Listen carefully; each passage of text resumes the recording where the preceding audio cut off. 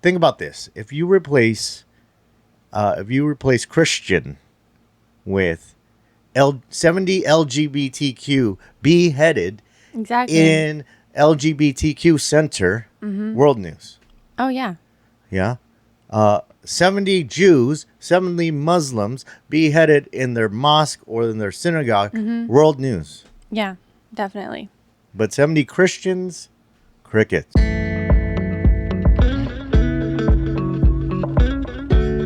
Hey, what's up, guys? Welcome to the Pastor and Wife podcast. We welcome you to hang out with us today. I'm Hansel. I'm Natalie. Okay, we're talking about some heavy stuff today. Yeah. So last week, 70 Christians were beheaded in a church.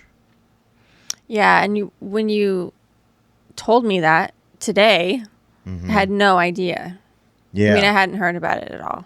And I think a lot of people will probably be the same. Yeah, only a couple YouTubers, CBN News, not CBS, CBN, Christian CBN. Broadcasting Network. And then after those guys posted it up, Fox News did a short segment about it. Okay. But I think this is important to talk about because it's a huge problem. One of my favorite places here in LA, in Pasadena, is the World Mission Center. Mm-hmm. And they have all the stats and the figures of how many unreached people groups there are for the gospel. And they say that Christianity is the number one persecuted religion in the world. Yeah. About 380 million Christians are persecuted every year. Wow. So the population of the United States is either they're persecuted to the point where they're second-class citizens, tortured or killed for their faith, not because they committed crimes, not because they were murdering other people, just for the fact that they are Christians. Mm-hmm. And the media is virtually silent about it. Mm-hmm. And there's a reason why. And I think if we're pastors, if we're church leaders, then we need to talk about that. Yeah. Those are our people. Mm-hmm. Those are our people. So I don't know if you heard the details, but the Congo has been having a lot of problems for the past 20 years, where it's the leadership's majority Muslim country, and they have their factions and they're in like constant war all the time. And so it's an easy thing to look at Christians as being, at fault because of a lot of things. In fact, in the early church, there was a huge fire in Rome. Yeah. And the emperor blamed the Christians. Yeah. He was saying the Christians did it because they want to take over power instead of seeing the truth where the love of Christ was growing in the church. Yeah. Mm-hmm. Christians are kind of an easy scapegoat sometimes, I think. Yeah, we are an easy scapegoat because we're kind and we don't retaliate. Mm-hmm. I'm not saying a Christian can't be in the military, can't be in law enforcement. Right. I'm not saying a Christian can't defend himself or his family. Those are all virtuous things that Christians should do. Yeah. But when it comes to loving our enemies, we try to do what Jesus says. Yeah. How can we call ourselves followers of Christ if we don't obey his commandments, right? Mm-hmm. So it is easy to persecute Christians. Mm-hmm. Very easy. Yeah, but there's no teaching that we follow that says, kill people who are against you or eliminate, all the others. Yeah. Yeah. So do you think that puts us more at risk, makes us more vulnerable? It does. It does. And, Jesus actually warned us that this would happen. Mm-hmm. And that's why I think Christians are the strongest people in the world. Yeah. It's because they endure till the end. And, I'm not knocking anybody else, but I'm calling spade a spade here, In John, let's see here, in John 15, verse 18, I'm just going to read a little bit here. So Jesus is talking to the disciples. He says, "If the world hates you, keep in mind that it hated me first. If you belong to the world, it would love you as its own. Yeah. As it is, you do not belong to the world, but I have chosen you out of the world. That is why the world hates you. Remember what I told you, a servant is not greater than his master. If they persecuted me, they will persecute you also. If they obeyed my teaching, they will obey yours also. They will treat you this way because of my name, for they do not know the one who sent me. There it is. Mm-hmm. There it is. Sometimes I get mad because something like this happens. 70, Christians get beheaded in their own church. And this wasn't men. This was elderly, women, and children. Wow. By an offshoot of ISIS. Mm-hmm. And for you guys that don't know, cartels, terrorists, they do these types of things to inject fear into the population so that they will submit to the rule of the cartel or the Islamic faction. It's intimidation. Yes. Yeah.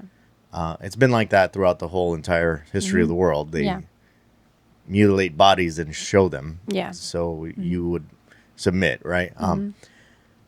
But when something happens in Israel and Gaza, world news, headline news, right? Palestinians get killed. World news. A synagogue gets shot up. World news. People don't even have to die. It just gets shot up. Yeah. World news. Ukraine and Russia. World news, right? But if think about this, if you replace Christian with 70 LGBTQ beheaded in LGBTQ center, world news. Oh, yeah. Yeah. 70 Jews, 70 Muslims beheaded in their mosque or in their synagogue, world news. Yeah, definitely. But 70 Christians, crickets. And it's because we're easy to pick on. Yeah, it's like, the mainstream media has so much power. Like they can just, whatever they choose to report or choose not to report can just lead us along in whatever way they want us to go. Yeah. Yeah. And instill fear. That's an intimidation tactic too. I mean, the things that they report on, like measles in Texas, and if they want more people to get the MMR vaccine or something, just report on something, and they can just in that way they really can just lead us to believe and to be afraid of things and to act the way that they want us to act. Yeah, absolutely. And that's what they want to do because they do not know Jesus' Father. That's what Jesus said. We just read it, right? In John 15. They do this, they're evil because they don't know the Father. And it makes sense to me in Christian theology. It's not, okay, kill those who kill you, right? Because Jesus said, you have heard it written, eye for an eye, tooth for a tooth. But I say, love your enemies, pray for those who persecute you. We spread the gospel by the word and by love. And so if the world hates us because they don't know the Father, what is the solution? The solution is let them know the Father. Yeah. That would end the violence. Like I think of the Palestinians and the Israelis. They both come from religions that teach eye for an eye. Right. If someone pokes out your eye, then you poke out his, and that's justice. That's justified. It's justice, yeah. But what has it led to? Thousands of years of them killing each other. Yeah. And no resolution. And that's why I think just like a one big long family feud. Yeah. Yeah. Forever. Yeah, with tons of bodies in the wake. Yeah. And the only solution is forgiveness on both sides. And the only way to do that is if they believe in Jesus. Yeah, that's true. There is no other, I've never experienced anyone who forgave atrocities other than knowing the love of Christ. And people I know people think that that's weak.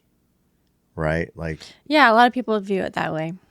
like you have guys like Andrew Tate converting to Islam because he's saying Christianity's so weak it doesn't even defend itself and all that stuff. And no, there have been many people throughout history that has defended Christianity, against its enemies for sure.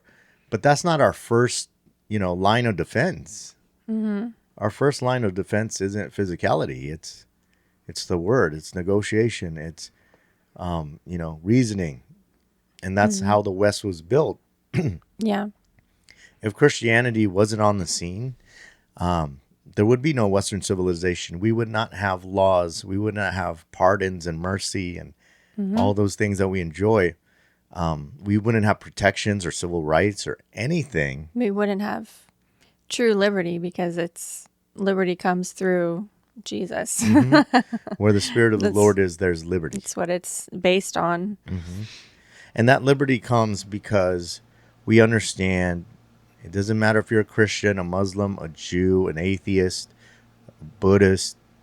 You are created in the image of God. So you have intrinsic worth. Yes. From the very beginning, since you were conceived.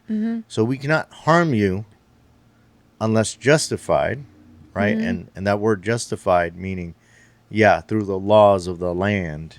Not because I felt like extracting justice on you, And for the Christian, it's a higher standard. It's if there's any way possible for forgiveness, and reconciliation, that's the first thing we go for. I mean, do you want to talk about forgiveness because and why it's not weak? Yeah, we can hit that. I mean, like let me go back to why the world thinks Christianity is weak. It's because we aim to forgive one another. So when they see Christians forgiving and then they get massacred, they say, see, it is so weak, they just let them, do whatever they want. Right. The bad guys do whatever they want. Now, if that's your calling to be a martyr for the faith, who am I to say that was wrong or that was weak? Yeah. Because you're going to get the highest honors from Jesus himself, if that's the case. Now, if you're called to defend a community because you're able to forgive and they saw that as weakness and say, oh, now we can take over with guns, that's also a calling from God too, And so, but for the most part, either the Christians that are persecuted have no resources. They don't have law enforcement on their side. Right. Yeah. They don't have anything to defend themselves with. So all they can do is pray for God to save them. And if God doesn't save them, then God chose them to be martyrs. That's a hard reality. That's a hard reality. Yeah. And that's why people see it as weak, is that they're, the finality of a dead body is their choice. It's their reasoning whether or not something's weak or not. And Jesus never saw it that way. Yeah, that's true. Jesus willingly went to the death to show his power. Right. That's why Jesus told us that when you die, when I come back, you'll be resurrected just like I was resurrected. And so it defeats death. It's just in this temporary time of human beings, it's hard to see that. Yeah. And I mean, that's very a normal, like, human nature thing to see your life as our life on earth and our bodies, right? Right. But we know that our life goes on. I mean, our life is not just our physical bodies here on earth. It's a spiritual thing. That's why we can, have eternal life and live forever. Yeah. In Jesus and in God, because, it's not just about the physical world right now. Yeah, absolutely. And then going back to the forgiveness, how forgiveness is not weak. It takes so much more strength to forgive than to retaliate. Definitely. Retaliation is natural because, Jesus said, in your anger, do not sin. it's natural to become angry if something or someone hurts you. Yeah. It's automatic. It's going to happen. It takes no strength to get angry and want to hurt someone. Yeah. In retaliation. Yeah, That's absolutely. normal. It takes no self-control. It takes no, nothing whatsoever. It's just going with whatever you feel. Yeah. It's yeah. not strength. Yeah, it's not strength. And yeah, I get it. I get how it looks super weak, But in actuality, I'd rather have a friend that has restraint, than a friend that doesn't, because you could be outside having a beer or pizza out with your family, and then somebody bumps you, and all of a sudden you want to bump them, and it escalates into a fight. Yeah. Who knows who has a knife or a gun, or you know what I mean? And this is coming from a guy, for me, who is trained to be able to defend myself for a long time. And we all know, people who understand how it's like, we all know we want to 100% avoid an altercation, because no matter how trained you are, you never know how it's gonna play out. Yeah. So Karate Kid is true. Yes, Karate Kid is what was true. the motto? Mr. Miyagi's motto was What? He had a lot of things to say. Well, just the concept of, if you don't just fight on a whim, you have to have good your first reaction shouldn't be just to oh yeah, fight each other. Yeah, he talked about how the best karate is not to do it, right? Not to use it, not to have to use it. Yeah. Yeah, and it's true. It's true. Self-defense, the best self-defense is not getting into a fight. It is. It's avoiding the fight avoiding altogether. fight. Yeah. You do your verbal jujitsu, and it works. It works great, But that's a Christian idea. Yeah, it is. Because all the other cultures, man, you do that to me, we got to do it back to you. Yeah. Or else you'll do it back to us even more. Mm-hmm. And I get it. And so, forgiveness' strength is in long term. It's in the long term, because without it, there's no way you can have peace between nations. Not counting even just peace between husband and wife, or siblings, or family members. Mm-hmm. If there's no forgiveness, there's no peace. Yeah. So what do you think the media doesn't cover Christian persecution that much? I mean, I'm not surprised. I think I'd be surprised if they did. Yeah. But I think for a lot of years, we just have to, I think a better question would be who owns the media? Who's in charge of the media? Yeah. Well, a lot of people. The one group that owns a lot of the media is people. Yeah. And they're not your religious. They're atheistic. Yeah. That, that just have self-interest. And most of them are left-leaning. Mm-hmm. Right? And so they have money and power.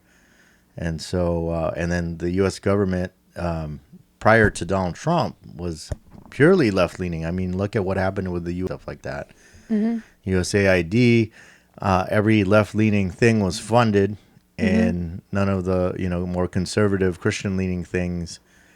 You don't get grants for that. Mm-hmm. So it is the world against Christians, right? Mm-hmm. So that's what we have to understand, is that we have lost influence in the places of power, and that's why these things aren't being covered. And I think it was kind of our fault in America, because the popular eschatology of America is you're going to be raptured out before the tribulation. Yeah. And so there's, I didn't come from that. I came from something a little bit similar. I came from an Adventist background, Seventh-day Adventist. And, they always try to predict when Jesus is coming back. And they did it 1844 and it didn't happen. Yeah. And I remember my parents talking about, Y2K. Mm-hmm. And Jesus was going to come back. And there's no need to go to college or be governor or be part of the news, because We just got to go to the mountains because that's what the Bible says: is flee to the mountains and Yeah, stuff. head for the hills. Yeah, Let's and save ourselves because the whole world's going to be yeah. destroyed. So And what? Yeah. it's a kind of like a, I don't know, like a dismissive kind of, or I wish I had a good word for it. Just like a hands-off approach. Like, let's just save ourselves and all huddle together and just outlast, I don't know, destruction. And I don't know. I don't think it served us well. I don't think, I think we've just been so hands off for so long. Yeah. I think, we take that verse, and I think we've talked about this before. That verse, you're in the world, but, not of it. Yeah. We've taken the, not of this world so far that we're like literally don't even care really about influencing the world anymore. Right. Or making it better or changing it. We just kind of want to run away and not get dirty. Yeah, and that's the crux of the problem, because what happens when you had in America with Christians, leading the media, leading the banking, leading the, sciences. Mm-hmm. And then all of a sudden, oh, we shouldn't occupy those top positions anymore because Jesus is coming back or we're going to get raptured soon. And Jesus doesn't come back or the rapture doesn't happen. What if he doesn't? And so there's this power void that happens. There's this there's this void where now people who don't believe in God hold those positions. And it's obvious and it's logical that they would push their agenda. Mm-hmm. Whereas Christians were the ones pushing a godly agenda before. Mm-hmm. It's pretty simple. Mm-hmm. Yeah. Because I always get, brother, you don't need to fight that hard, because the world's going to burn anyways. Wow. And I go, if I thought that way, then we shouldn't be complaining about persecution, And I'm not saying the verse that we read isn't true. It's true. But it's also true that God says, be fruitful and multiply and subdue the earth. Mm-hmm. Right? The disciples had that worldview because the world was not Christian. Yeah. So Jesus said, go out through the ends of the earth and proclaim the gospel. Proclaim the kingdom of heaven is at hand. Yeah. It's kingdom versus kingdom. Yeah. That's what it's about. It's either you have a Christian government or a pagan government. Yep. There's no other ifs, ands, or buts. Mm-hmm. Like, I had Dr. Douglas Frank, who's a world-renowned physicist and mathematician. He was on my podcast a couple nights ago, and we were talking about this. We were talking about how, Christians should be in the fields of high influence. Yeah. Because if we don't, it's a battle between good and evil, right? There is no other way. There's a power vacuum. That's what it's called. There's a power vacuum that happens. Mm-hmm. And so if America is not Christian again, then America will be pagan. Right. And it's the myth of being secular. Mm-hmm. I used to be one of those guys and I believed in a secular government. I don't anymore. Because where has secular government led us? To the persecution of Christians. Yeah. I mean, why did Donald Trump have to pardon these old ladies that were praying outside across the street from an abortion clinic? Mm-hmm. Imagine that. You weren't even inside causing a scene. Yeah. You were outside in a public place. Praying. Yeah. Arrested. Yeah. It's pretty scary. Put away for years. Mm-hmm. So that's not a Christian government. Yeah. That is a government that's actively persecuting Christians. And so when we think about that, we have to think about God's love, because if the whole world's going to burn anyways, and our job is to be fishers of men, then we're not honoring Christ. We're just lazy. Yeah. We're dishonoring his great commission to make disciples of all nations. Right, exactly. Because I'm not going to get into eschatology, whether Jesus comes back or the rapture happens. Mm-hmm. The point is that the gospel is spread throughout all the earth. Yeah. Jesus That's one of said the that. stipulations, right? Yeah, When Jesus Jesus said comes that. back, he needs to come back to a glorious bride. Yes. All peoples know, having heard of him. Everyone has a chance. Everyone has a chance. Yeah. And if we don't do our job, then he won't come back. Why? Yeah. Because I know it says in the Bible, God is love. And for him to be able to end it all means the most amount of people to be saved will be saved. Mm-hmm. And so I run into Christians thinking only a little bit of people or a lot. I'm saying I don't know the number. All I know is the maximum amount will be saved because God is loved. Mm-hmm. Because he said, for John 3:16 and 17, for God so loved the world that he gave his only begotten son, that whosoever believes in him will not perish, but have eternal life. For God did not send his son to condemn the world, but to save it. Yep. That's it. And that's called real eschatology. Not That's this my fake, eschatology. yeah, this Americanized, not to, I love America, but it is an Americanized eschatology of comfort that we live in. Well, and that was my question too, is, how do you think it plays in like that? Do you think we've gotten too comfortable? Yes. Too lazy? Yeah, we complain because, this church doesn't have this program and this church Right. doesn't have, so I got to This go to church didn't this. have AC. It was hot that day. So Yeah. These people getting beheaded didn't have AC, guys. They didn't Yeah. have anything. They were poor Christians. They had a church, and they got beheaded in that church. Women and children, because of their faith in Jesus. And as much as we, Christians are getting arrested for praying in public and stuff, as much as that's happening, we still legally have the freedom to worship, how we want, and without the threat of being killed or martyred for our faith. Yeah, absolutely. Absolutely. It's still a blessing. Now, it could easily go away. It could. Easily. And people go, oh, Donald Trump's president. We don't got to worry about it. That's false. That is false. Everything that he's doing right now, they're executive orders. So that means if a Democrat wins in 2026, all those are gone. And you got to know, our enemies aren't like us. They're not going to forgive. They're taking this, and if they win, they're going to go all the way like a rubber band to where we're going to jail just for being Christian. That's why I feel that very strongly. Yeah.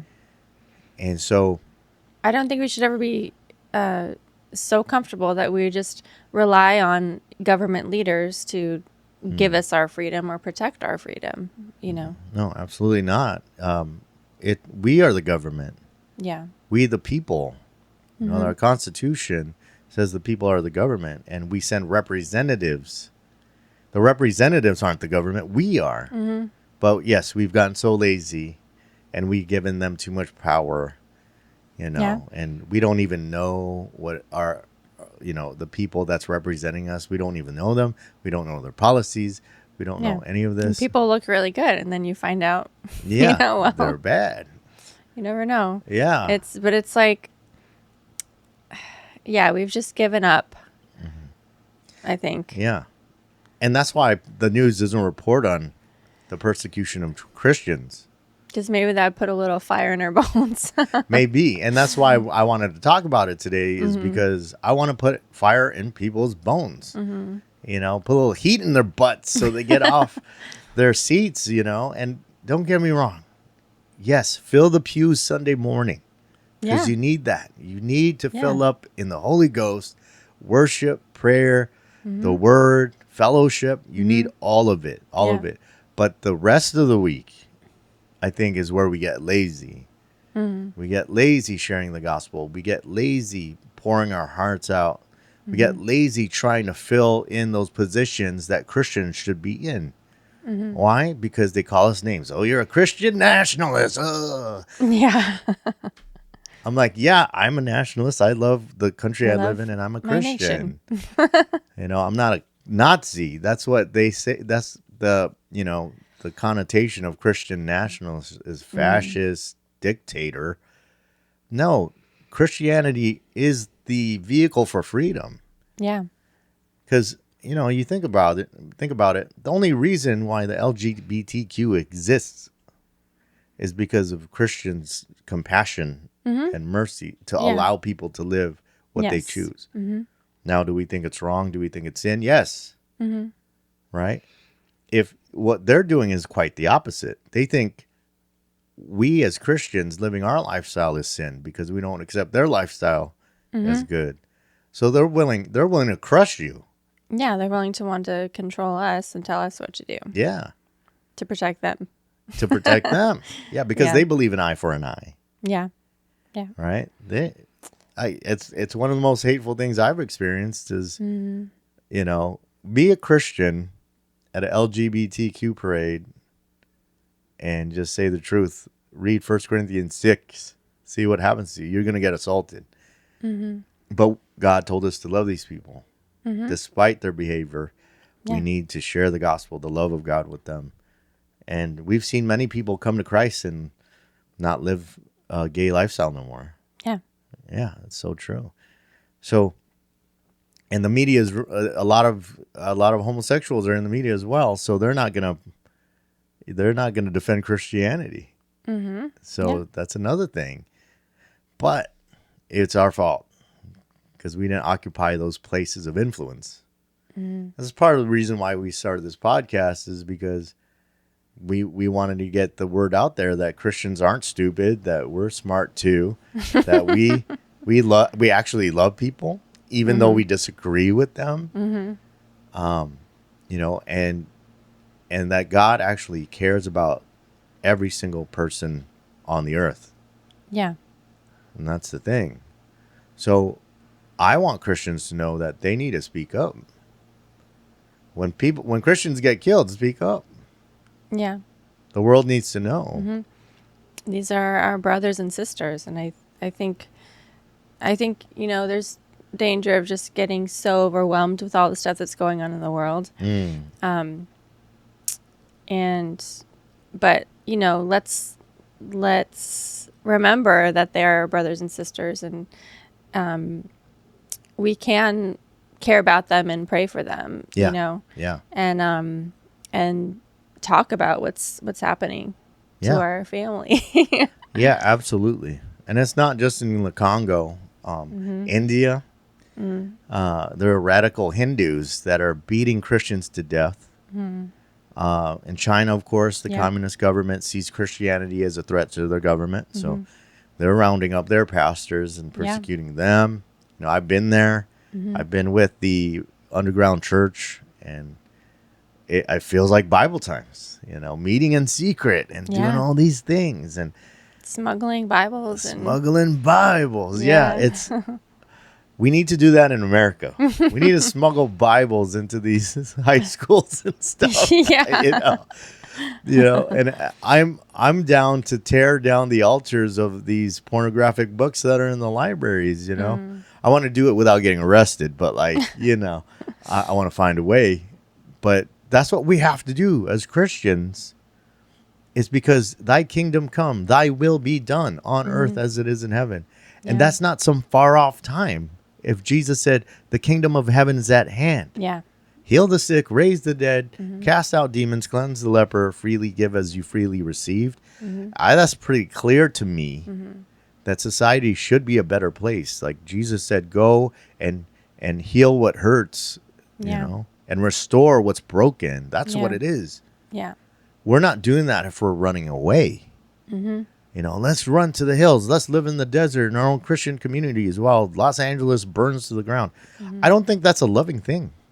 Yeah, I think we need our Christian communities, and we need to be strengthened in that. But that's for the reason, for the purpose of being able to be strong enough to go out into the world, and love the world. Yeah, it is to love the world, and that's why Christians are persecuted, because I think the powers that be that are actually demonic know that we are going to restore the world to God's kingdom. Mm-hmm. And they're trying whatever is in their power to stop it. It's literally a spiritual battle. And I think we need to have people in places of power. Yeah. And in all ranks. Yeah, all ranks. Yeah. Yeah. And so you guys out there, if you hear about Christians being persecuted, make a video, put it on TikTok, put it on X, put it on YouTube, or tell us about it and we'll talk about it. Yeah. Yeah, because we want people to know the truth of what's going on in the world too. Yeah. All right. With that said, we love you guys. And any last things to say? Not that I can think of. All right. So YouTube's going to recommend a video somewhere over here and click on it. And again, we love you guys. Godspeed and God bless. Bye. Bye.